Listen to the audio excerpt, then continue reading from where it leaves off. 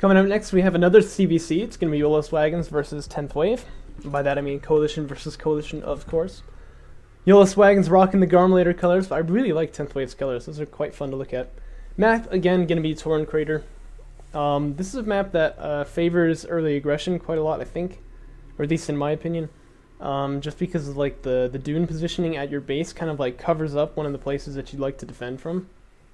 I'll show you what I mean there. It's this dune right here. This allows the attacking player to kind of get in there. And then this one here as well is always quite problematic. You can get in there, and that's of course one of the locations where salvagers are going to be at. And then this area right here is very open as well, so railguns can have kind of a nice like sieging area right there. So it's a map that's really good for aggression. I'll show you what it looks like on the other side, but it's pretty much the same. Except there's a lot more room behind this dune over here. Whereas if you look on this side, that dune's basically the edge of the map. And actually, look how much distance there is here, whereas there's not really nearly so much there. But yeah, not that important, that room over there. What's more important is like just the dune structure on the front here. You can see on this side, it's a little bit less easy to come in here because this dune is further away. But there is kind of one right there, of course. You can sort of hide in this divot here. But then running over here, you have kind of the same thing, where one of the resourcing locations is behind a dune right there. So it's pretty easy to attack on this map. We tend to see players who want to go more of a macro style sort of try to avoid this map here. You'll see them veto that one fairly often. Not as much as Kalash Teeth though. So we got YOLO going with the early LAVs, 10th Wave as well. And YOLO gonna, 10th Wave gonna get the armor upgrade for these LAVs right here, so he should win any LAV fights that go down. I take that back, YOLO is going to do the same, but he's going to do it a little bit later.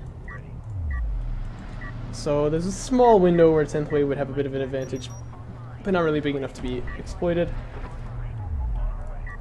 Probe going to get sniped there. 10th Wave has found the base runners, he's going to start shooting at that one. I'd like 10th Wave then, or sorry, YOLO to kind of conglomerate his forces and then head in there. LAV production, meanwhile, has not really stopped for YOLO. 10th made 5, no, yeah, 6, and he called that good. Turret goes up here, by the way, for, who is this then? YoloSwaggins. And it is going to get 1 kill here, probably 2?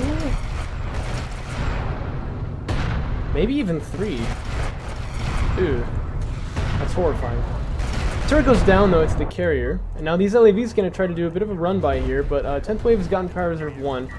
Which is good for him, because he is under attack here. Perhaps he sensed that one coming when he saw the base runner running in that way. And so he shouldn't take any losses here. He'll be able to repel these LAVs quite nicely. And that actually, like, I don't know, it looked a little funny how he lost all those LAVs for nothing, but this is looking like actually not a bad defense here. He hasn't really lost anything. Meanwhile, he is in the resourcing line of his opponent, forcing his carrier to pull out, which I guess that's the only thing you could say that he lost, was like his carrier had to move away from the resource line for a second. But you know, now he's going to pull out with his he's going to force his opponent to pull out with his carrier as well. However, I do notice there's a support cruiser on the way. His base runner is going to get taken out by all these LAVs. I kind of feel like YoloSwaggins is ahead here. Now let me think back to the qualifier section, see who needs to win this game? What's the context? What's on the line here? You know what? For the next round, I'm actually going to look it up on Battlefy before I do this, because that'll add some kind of important context to us to see who needs to advance here and who doesn't. Let me see here. So 10th Wave lost against me. He beat Tarn Armor. Who else did he play against? Did he play against Sparrow? I can't remember, but I have a feeling he won that game as well. Having 2 wins and a loss against one of the higher seeded players, I think I was seed number 3. He probably is looking okay, I think, to lose this match and still be in the tournament, probably. YoloSwaggins, meanwhile, had beaten Garmulator, I know that. Who else did he play against? Man, I really can't remember. Okay, maybe I can look it up while this fight is going on here. YOLO, meanwhile, he's taken out a bunch of stuff. As you can see, he took out all those LAVs that were in his face there, so he's not so worried about that anymore. Both players expanding at about the same time, but we do already see 2 salvagers on the line there what's his face, for YoloSwaggins. That's gonna have him rather happy. 10th Wave making some AAVs now.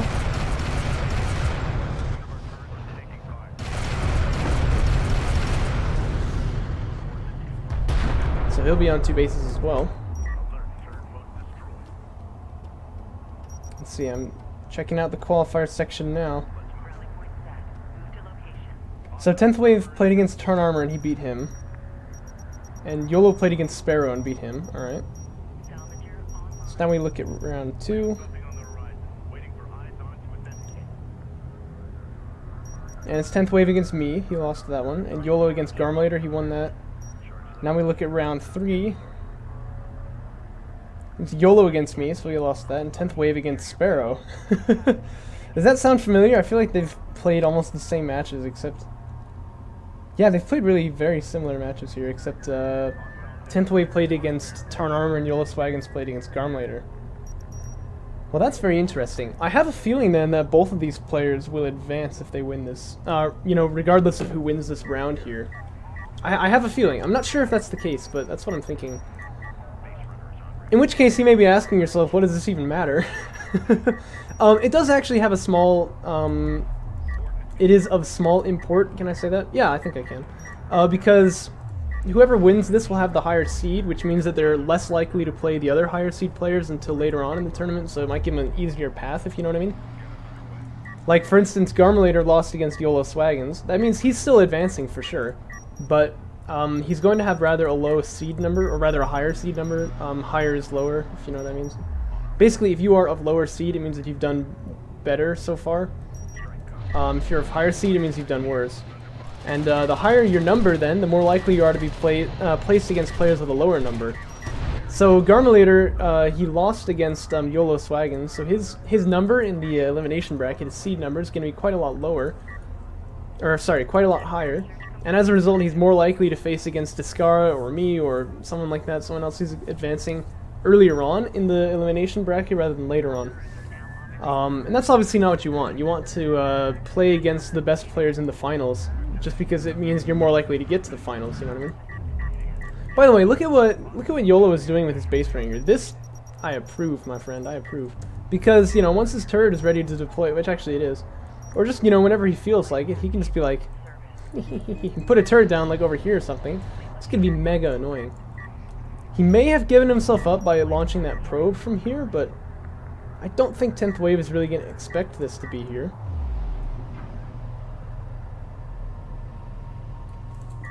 It's very interesting. Power Reserve 3, by the way, coming off of YoloSwaggins here.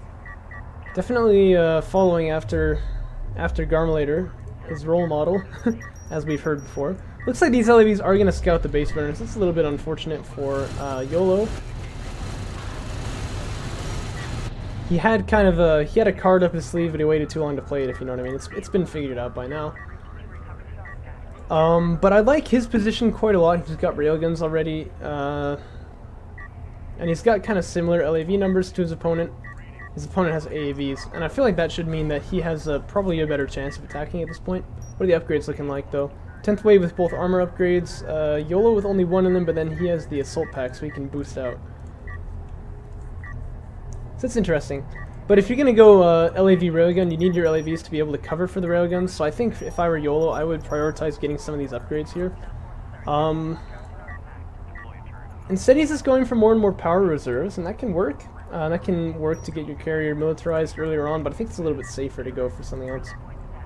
Turret getting set up in this position, I actually kind of like that. It helps stop like the backstab, which would inevitably be coming, you know, through that pass there. And that may indeed be exactly what 10th Wave is thinking of. If the LAVs fight in this area, you know, these ones should have the advantage because of the turret. But if they fight a little bit before that, which looks like they're going to, perhaps not. He sees the turret, he sees these LAVs. Certainly 10th Wave knows he can't fight here. He's going to back away. And he would have high ground if his opponent chased after him, I think. So probably wise that he doesn't. And there you go. Armor 2 coming out here. That is a good move. That is a good move. I quite appreciate this. If it comes to a railgun war, meanwhile, 10th Wave will obviously lose because he doesn't have any. But if he begins producing some, there's only 2 out on the field. And he actually has armor 2 already for his heavy vehicles. And I think that puts him in kind of a nice position there. Normally, though, I will say this is a word to the wise. Oh, wait. Never mind. I was going to say, you know, after we get AAV fabrication, we usually would get railgun fabrication. It's just wiser to have the railguns, because eventually you're going to need them. He's already done that, so there you go. Good show, sir! He's moving out with these 2 AAVs, meanwhile, into the middle to kind of tickle this artifact, which is a nice move. He's seen with his probe that the railguns are back at home. He probably doesn't expect that there are too many out on the field, and that would be correct. Both players going to score an artifact, and I think that 10th Wave will shut this one down here. Meanwhile, this number of LAVs definitely going to be able to bully off this number of LAVs, and did take quite a few kills there as well, but they're going to be stopped by the AAVs and the by the base there. This artifact going to go down, not going to be scored. Powers are 3 coming out from 10th Wave, but 4 is already finished for YoloSwaggins. He may get 5 pretty soon. And yeah, he's saving up for it, look at that. So he's probably going to click on this. So he's going to go for the early cruise missile. Kind of a power rush, not the fastest rush possible, but very, very early power timing, so I'll put it that way. 10th Wave probably knows he can't push here, but I'm not sure if he spotted this carrier. I should have been watching for that, because that's going to be very important pretty soon. Whether or not he knows that this carrier is here. He knows it now, though. So he really needs to back away here. He definitely can't take this fight. If I were him, I would then, yep, send some units down to attack. Because, you know, if your opponent is here, that means he's not here, so... But he is kind of running up against the brick wall here, taking a lot more losses than I think he should. It's important to keep this army alive if he may get pushed by LAVs later on. But yeah, 10th Wave definitely needs something to deal with this pretty much immediately, and he's going to make some railguns. It's going to be his counter unit here. Neither player has the mag accelerator upgrade, and you see that YOLO has gone for AAV fabrications so that he can get the armor upgrades, I think. But like I was saying, if it comes to a... Oh no, you're running away, you should have attacked here. Maybe he saw the railguns and backed away, but in fact there are railguns in a lot of positions here. But anyway, like I was saying, you know, 10th Wave should win a railgun fight if it comes to one right now because he has the superior upgrades. He just doesn't have the numbers though. And I'd like to see him smoke so that he can build up some time to make those railguns. I'd also like to see him not attacking LAVs. There you go, he's going to start prioritizing the right unit there, but he's already lost one. And his carrier's facing this way, so all of his units pop right out into his opponent's carrier. I don't like that, really. Also, still making more AAVs, but I think he really needs railguns here. This backstab can do a lot of damage, though. It's 2-pronged. I love this. He wants to smoke now. No, don't back away. Don't back away. Smoke and go in. You gotta go in, man. Yeah, he sees. He's going in.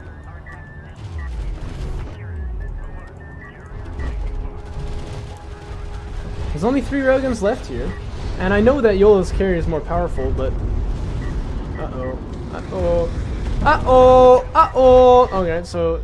Good cruise missile there takes out quite a chunk of health from 10th Wave. He needs to rotate so that his carrier's facing towards his opponent, and that his railguns will come out on the other side, and then he just needs to get out of here. And as you're moving back, your railguns should win. They should take the advantage. He's got heavy vehicles 3. Mag accelerator would be the next obvious move here. Your opponent just got that. I don't know, I really feel like 10th Wave could have won this, but his window is closing very quickly. Oh, you need to keep moving, keep moving, keep moving. Keep moving forward. You know that from Meet the Robinsons? And keep making railguns too. What's his resources like here? Not as much as I would have thought, actually. Let me explain some things. These railguns here really kind of out there to die. Oh dear. I think that 10th Wave must lose this at this point. It doesn't really matter how much eco damage he does over here, which by the way is significant to say the least, but in this case, actually, I mean, I just said it was significant, but not really, you know, because he's gonna die, right? And once his carrier dies, it doesn't matter how much damage he did over there. He still dies. The cruise missile is gonna be ready in about 30 seconds. His opponent still has the railgun majority here, despite having the upgrade disadvantage. And I think he really he has to lose this game at this point. Look how much damage he does to railguns, just kills him in one shot.